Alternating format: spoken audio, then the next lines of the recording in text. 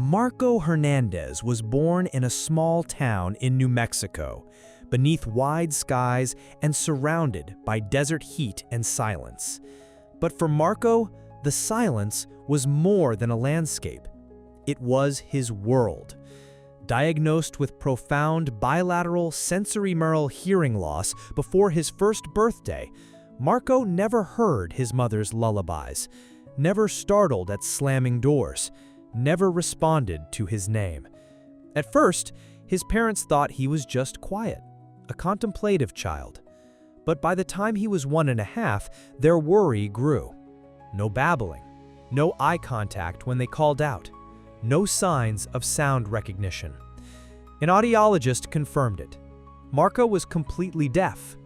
His father, a mechanic, went numb. His mother cried in the parking lot of the clinic. They were working class, money was tight, but they poured everything they had into getting Marco access to resources.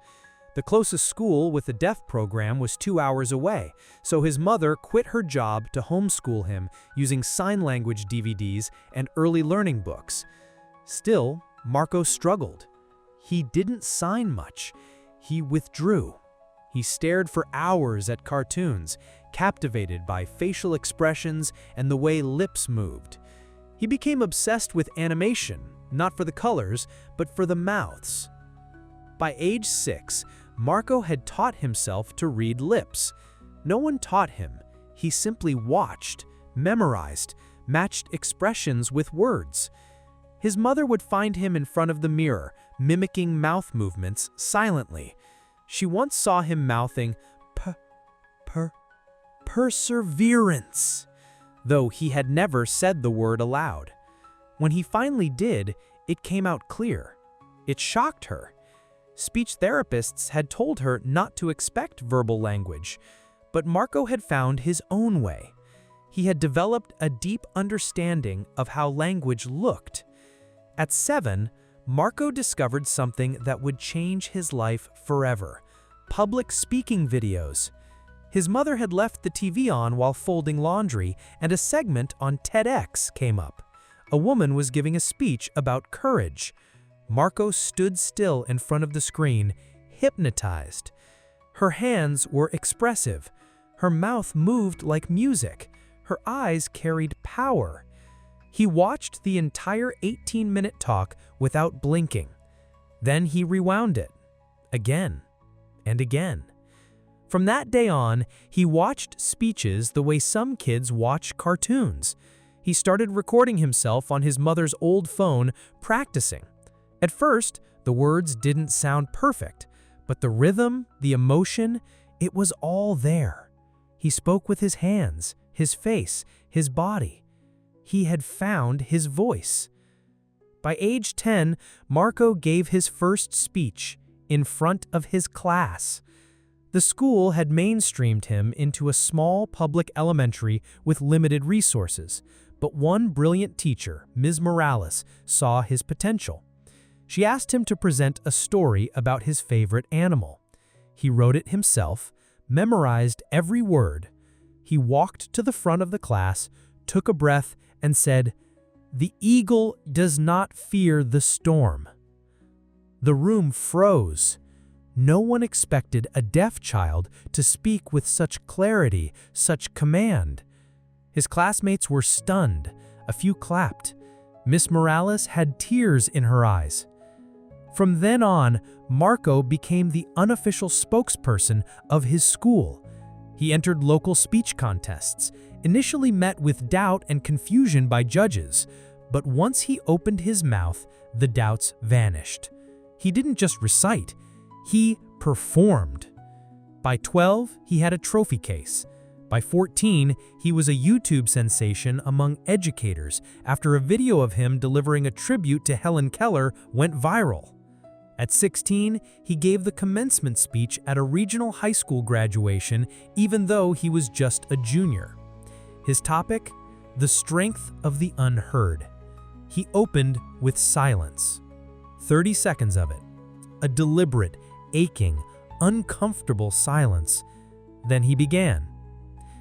"That silence you felt, that's the world I was born into. but that doesn't mean I didn't have something to say." By the time he finished, the entire auditorium was on its feet. Marco had learned not just to speak, he had learned to move people. Next came college. He applied to 15 schools, got into 13, full scholarships to 5. He chose a prestigious university on the East Coast with a well-known debate program. At first, the coaches were skeptical. Debate is fast, aggressive, auditory. How could someone who couldn't hear keep up? But Marco had an answer. He wouldn't try to keep up. He'd lead. He trained relentlessly, reading lips at warp speed, predicting sentence structures, reading body language. He partnered with a brilliant strategist who learned basic sign language to communicate between rounds. And then they started winning, round after round. By 20, Marco had made it to the national stage. At 21, he and his team were the surprise winners of the Harvard International Debate Invitational. The topic of the final round? Resolved: the power of silence in modern communication. The irony wasn't lost on anyone. When Marco stood up to speak, the room hushed. He waited. 5 seconds. 10. Then he began. Silence is not absence. It's not emptiness. Silence is choice. And when you choose to listen to those who have lived in it, you hear everything. He won the round, the title, the standing ovation.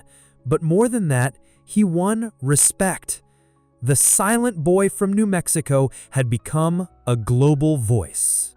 Years later, when asked what his proudest moment was, Marco didn't mention Harvard, or TED, or the book deal. He told a story about a 9-year-old girl in a rural village in Argentina. She was deaf, shy, wouldn't speak in class.